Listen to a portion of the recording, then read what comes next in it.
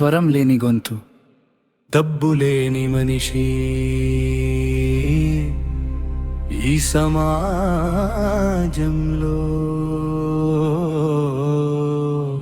గొంతు ఉన్న మూగవాడు. ఆసుపత్రి గేటు దగ్గర నొప్పితో కేకలు వేసిన, కౌంటరు మీద నోట్లు లేకపోతే ఆ బాధకు కనీసం నంబర్ కూడా ఉండదు.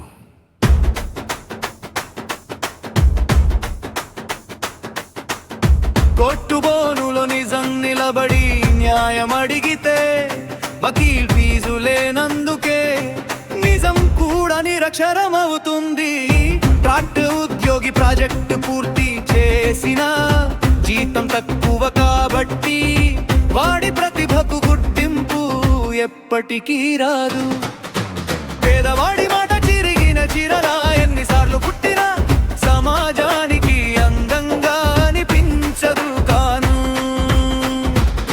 డబ్బున్నవాడు ఆలస్యంగా వస్తే బీజీ మనిషి అంటారు, పేదవాడు ఆలస్యమైతే అశ్రద్ధ అంటారు. డబ్బున్నవాడు తప్పు చేసినా దాని పరిస్థితి అంటారు, పేదవాడు నిజం చెప్పినా దాన్ని వంక అంటారు.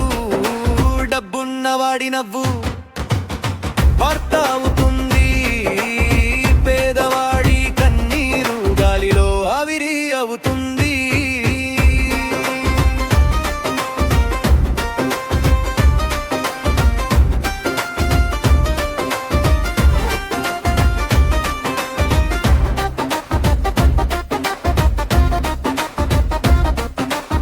డబ్బున్నవాడి అబద్ధం, సూటు వేసుకున్న నిజం, అది నడిచే ప్రతి అడుగుకు చప్పట్లు పడతాయి.